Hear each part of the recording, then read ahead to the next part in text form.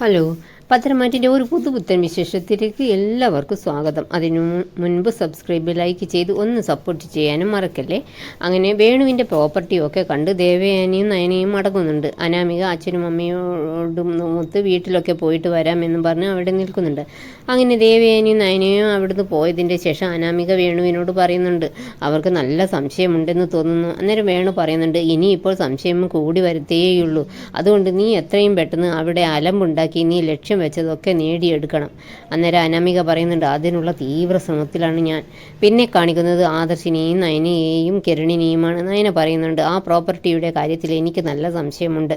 അപ്പോൾ കിരൺ പറയുന്നുണ്ട്, എനിക്ക് അറിയാൻ പാടില്ലാത്ത ഒരു സ്ഥലമൊന്നുമല്ല അത്. അതിനടുത്ത് ഞാൻ നിറയെ വർക്ക് ചെയ്തിട്ടുണ്ട്. ഈ പറഞ്ഞ പ്രോപ്പർട്ടി എനിക്കറിയാം, ഞാൻ അത് നോക്കി വെച്ചതായിരുന്നു.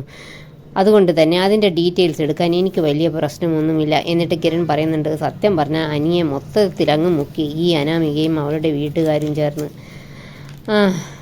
അതുപോട്ടെ, സ്വത്തും പണവും ഒന്നും നമുക്കൊരു പ്രശ്നമല്ലല്ലോടാ. പക്ഷേ നമ്മുടെ അരികിലേക്ക് വരുന്നത് സത്യസന്ധന്മാരായിരിക്കണം. അപ്പോൾ ആദർശ് പറയുന്നുണ്ട്, വിവാഹബന്ധം വേർപെടുത്തുന്നത് മുത്തശ്ശന് ഇഷ്ടമുള്ള കാര്യമല്ല.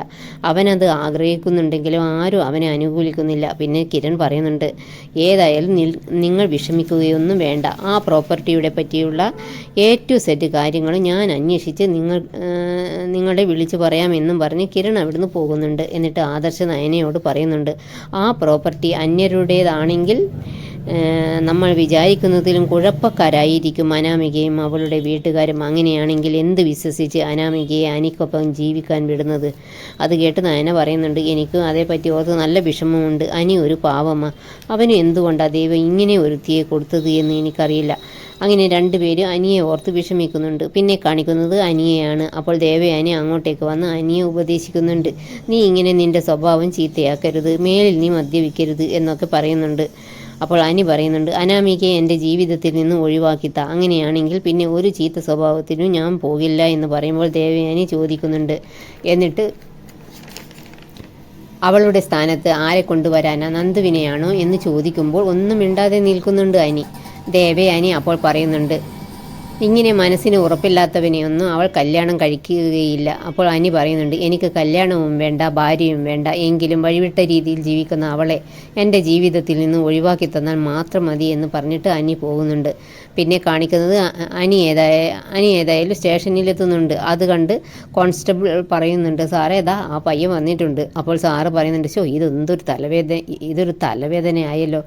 ASI എന്നിട്ട് അനിയോട് പറയുന്നുണ്ട്, മോൻ വന്നു കഴിഞ്ഞാൽ ഒരു കാരണവശാലും അകത്ത് കടത്തി വിടരുത് എന്നാണ് പറഞ്ഞത്. പിന്നെ മോൻ അനന്തപുരിയിലെ കുട്ടിയാണെന്നറിയാം, ഇറങ്ങിപ്പോ എന്ന് പറയാനും തോന്നുന്നില്ല. അന്നേരം അനി പറയുന്നുണ്ട്, തോന്നുന്നില്ല എങ്കിൽ ഞാൻ പിന്നെ അകത്തേക്ക് പോകാം. അപ്പോൾ ASI തടയുന്നുണ്ട്.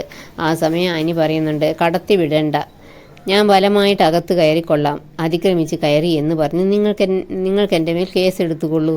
ഞാൻ ലോക്കപ്പിൽ കിടക്കാൻ തയ്യാറാണ്. അപ്പോൾ ASI പറയുന്നുണ്ട്, ഞങ്ങളെ രണ്ടും കെട്ട വിധത്തിലാക്കരുത് മോനെ.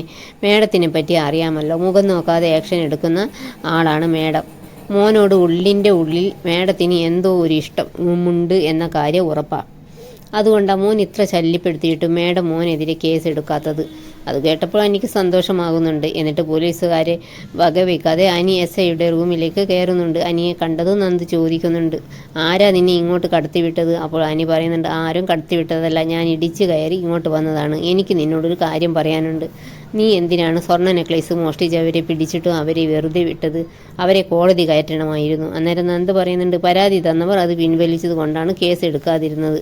ഏതായാലും എനിക്കത് തീരെ ഇഷ്ടപ്പെട്ടില്ല. നന്ദ് പറയുന്നുണ്ട്, എനിക്കിവിടെ ഒരു വിലയൊക്കെ ഉണ്ട്, നീ ഇടയ്ക്കിടയ്ക്ക് ഇങ്ങോട്ട് വരരുത് എന്ന് പറയുമ്പോൾ അനി പറയുന്നുണ്ട്, നീ ഞാൻ വിളിക്കുമ്പോൾ ഒന്ന് ഫോൺ എടുക്കുക, പിന്നെ എപ്പോഴെങ്കിലും ഒന്ന് കാണാനും അനുവദിക്കുക. അങ്ങനെയാണെങ്കിൽ ഞാൻ ഇങ്ങോട്ട് വരില്ല. അപ്പോൾ നന്ദ് പറയുന്നുണ്ട്, നിന്നോട് മിണ്ടരുത്, കാണരുത് എന്ന് എല്ലാവരും പറഞ്ഞിട്ടുണ്ട്, എനിക്കതനുസരിച്ചേ പറ്റൂ. അപ്പോൾ അനി പറയുന്നുണ്ട്, എങ്കിൽ എനിക്കിങ്ങനെയൊക്കെ വന്നേ മതിയാകൂ. എന്നിട്ട് നന്ദ് പറയുന്നുണ്ട്, നീ ഇങ്ങനെ വന്നാൽ അത് എൻ്റെ ജോലിയെ തന്നെ ബാധിക്കും എന്ന് പറയുമ്പോൾ അനി പറയുന്നുണ്ട്, ഈ ജോലി പോയാൽ എന്താ, നിന്നെ ഞാൻ നോക്കിക്കൊള്ളാം, ഇതിൽ നല്ലൊരു ജോലി നിനക്ക് ഞാൻ തരാം എന്ന് പറയുന്നുണ്ട്. അപ്പോൾ നന്ദ് പറയുന്നുണ്ട്, എനിക്ക് ആരുടെ ഔദാര്യം ഒന്നും വേണ്ട, എനിക്ക് സ്വന്തമായി അധ്വാനിച്ച് ജീവിക്കുന്നതാണ് ഇഷ്ടം. പിന്നെ അനി സങ്കടത്തോടെ പറയുന്നുണ്ട്, നീ എൻ്റെ ജീവിതത്തിലേക്ക് വരുന്നത് വരെ എൻ്റെ ശല്യം നിനക്കുണ്ടാകും. അല്ലെങ്കിൽ നീ എന്നെ ജയിലിൽ അടയ്ക്കണം, അല്ലെങ്കിൽ എന്നെ കൊന്നു കളയണം. ഇത് രണ്ടും നടന്നില്ലെങ്കിൽ ഞാൻ നിൻ്റെ പിന്നാലെ തന്നെ ഉണ്ടാകും എന്നും പറഞ്ഞ് അനി അവിടുന്ന് പോകുന്നുണ്ട്. നന്ദുവിനാണെങ്കിൽ അതൊക്കെ കേട്ടപ്പോൾ വല്ലാത്ത വിഷമമാകുന്നുണ്ട്. എന്നിട്ട് നന്ദു വിചാരിക്കുന്നുണ്ട്, ഇത്രയേറെ അവൻ എന്നെ സ്നേഹിക്കുന്നുണ്ട്, എന്നിട്ട് ഒരു സമയത്ത് കുറച്ച് റിസ്ക് എടുത്തിട്ടാണെങ്കിലും ഞങ്ങൾക്ക് ഒന്നിക്കാൻ കഴിഞ്ഞില്ലല്ലോ. ഇനിയിപ്പോൾ ഞങ്ങളെ സ്നേഹിക്കുന്നവരെ വേദനിപ്പിക്കാനും പറ്റില്ല. പിന്നെ കാണിക്കുന്നത് ആദർശിനെയാണ്. അപ്പോൾ അങ്ങോട്ടേക്ക് നയന വന്നിട്ട് പറയുന്നുണ്ട്, അവൻ വീണ്ടും അവളെ കാണാൻ സ്റ്റേഷനിൽ പോയിരിക്കുന്നു. അവൻ എന്ത് ഭാവിച്ച എന്നൊക്കെ ഇങ്ങനെ പറയുന്നുണ്ട്. പിന്നെ നയന ചന്തുമോളെ വിളിക്കാനായിട്ട് സ്കൂളിലേക്ക് പോകുന്നുണ്ട്. അങ്ങനെ അവർ സ്കൂളിൽ നിന്നും തിരിച്ച് അനന്തപുരിയിലെത്തിയപ്പോൾ അപ്പോഴേക്കും അങ്ങോട്ടേക്ക് നവ്യയും അഭിയും കുഞ്ഞും നവ്യയുടെ വീട്ടിൽ നിന്നും തിരിച്ചു വരുന്നുണ്ട്. നയന വാവ വന്നു എന്നും പറഞ്ഞ് കുഞ്ഞിനെ എടുക്കുന്നുണ്ട്. അപ്പോൾ ചന്തുമോള് പറയുന്നുണ്ട്, വാവയെ എന്നെയും കൂടി ഒന്ന് കാണിക്കുമോ? അന്നേരം നയന കുഞ്ഞിനെ കാണിച്ചു കൊടുക്കുമ്പോൾ നവ്യ അപ്പോഴേക്കും കുഞ്ഞിനെ വാങ്ങി എൻ്റെ കുഞ്ഞിനെ അവൾക്ക് കാണിച്ചു കൊടുക്കണ്ട എന്ന് പറയുന്നുണ്ട്. അപ്പോൾ നയന പറയുന്നുണ്ട്, കുഞ്ഞുങ്ങളോടൊന്നും ഇങ്ങനെയൊന്നും പെരുമാറരുത് ചേച്ചി എന്നൊക്കെ ഇങ്ങനെ പറയുന്നുണ്ട്. ഇതോടെ ഇന്നത്തെ എപ്പിസോഡിൻ്റെ കഥ ഇവിടെ അവസാനിക്കുന്നു. നിങ്ങൾക്ക് ഈ വീഡിയോ ഇഷ്ടപ്പെടുമെന്ന് വിശ്വസിക്കുന്നു. Thanks for watching.